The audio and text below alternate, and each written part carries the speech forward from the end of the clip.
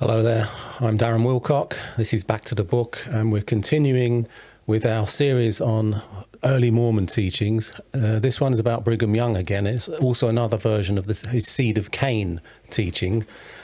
So I'm going to quote from Brigham Young in the Journal of Discourses, volume 10, from page 111. And he said this specifically: "Shall I tell you the law of God in regard to the African race? If a white man who belongs to the chosen seed mixes his blood with the seed of Cain, the penalty under the law of God is death on the spot. This will always be so." And this is a remarkable statement. Young claims to be declaring the law of God, not his personal opinion, not cultural preference, but divine law, with the ultimate penalty, death on the spot, if a white man was to marry an African woman. And he says this will always be so. So let's test this against Scripture itself. Does the Bible support any of this? Spoiler alert, it doesn't, not even a little. There's 8 major problems with it. The first problem with the seed of Cain is that the seed of Cain didn't survive the flood.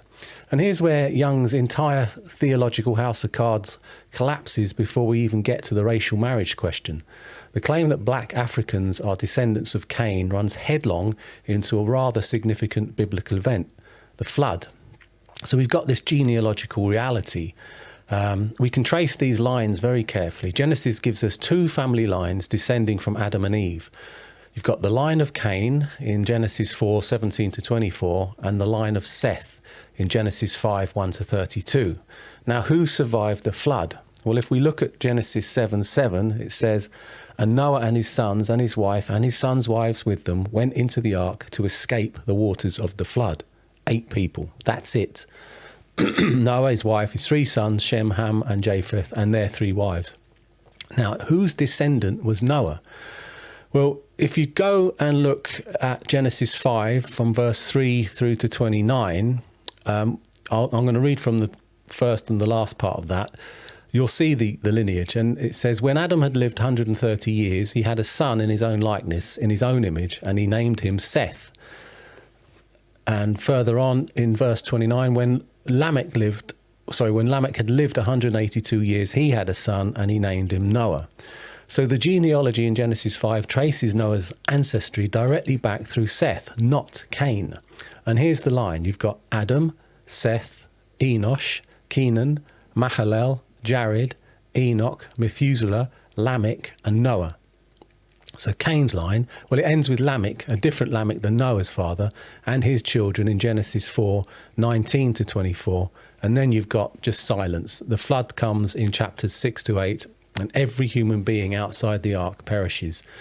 So in Genesis 7:21 to 23 in the New King James, it says, "All flesh died that moved on the earth, birds and cattle, beasts, and every creeping thing that creeps on the earth, and every man, all in whose nostrils was the breath of the spirit of life, all that was on the dry land died. So he destroyed all living things which are on the face of the ground, both man and cattle, creeping thing and bird of the air.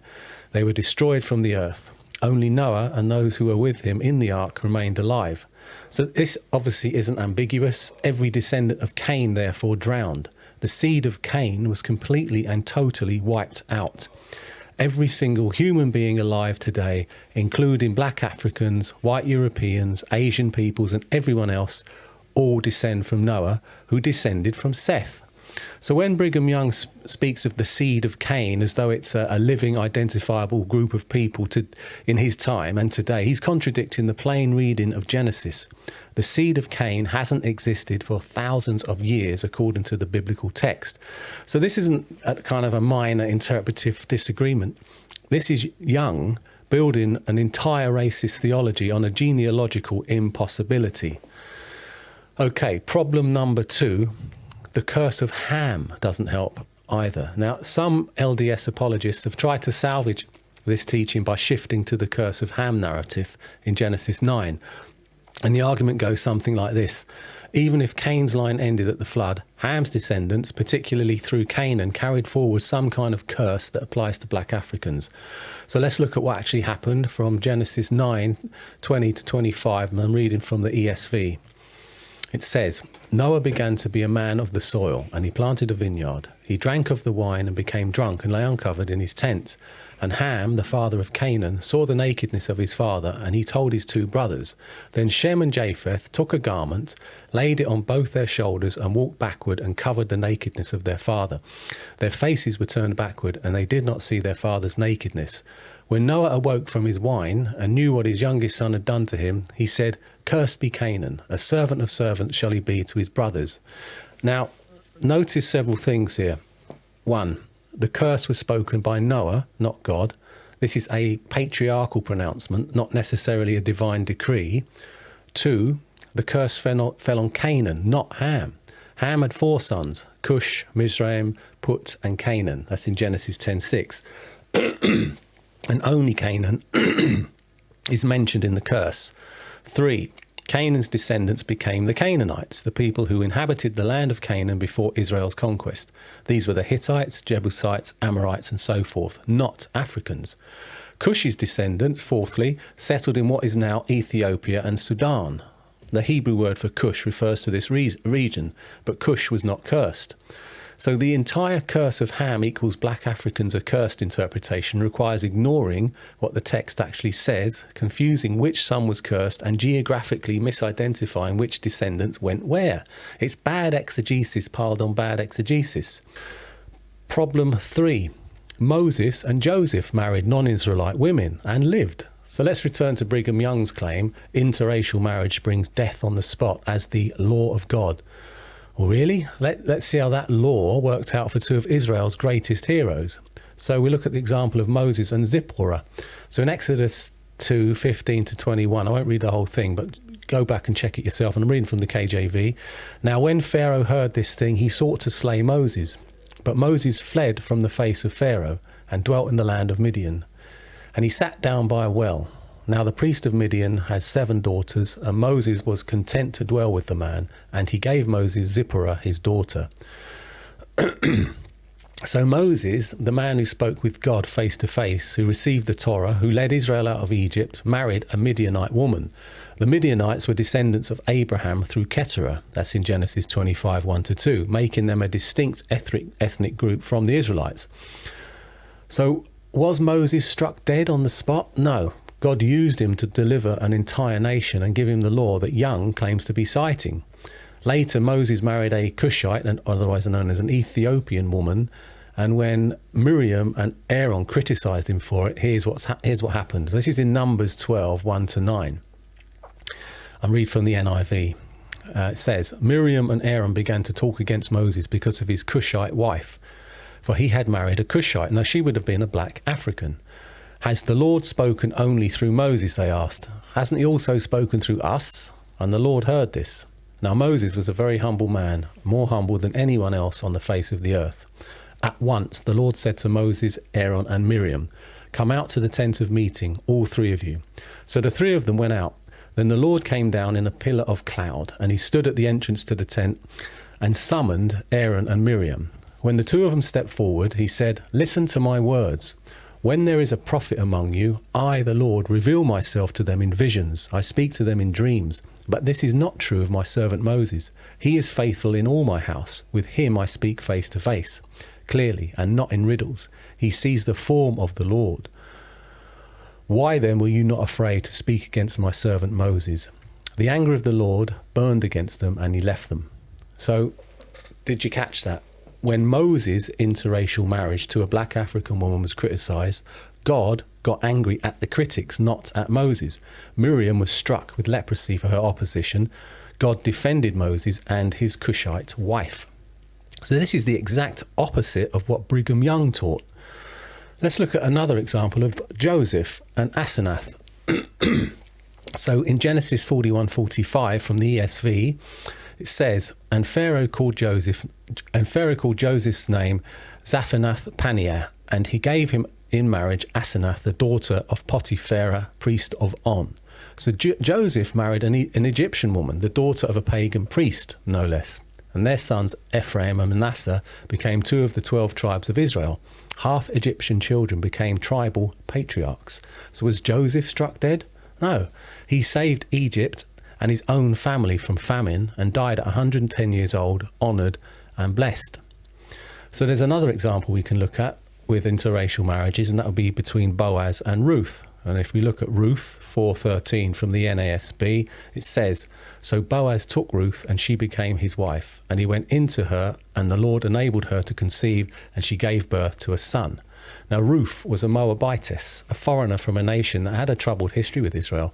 But she married Boaz, an Israelite, and became the great-grandmother of King David. She's even listed in the genealogy of Jesus in Matthew 1 verse 5.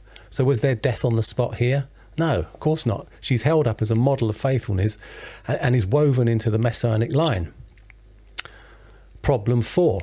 God explicitly condemns partiality.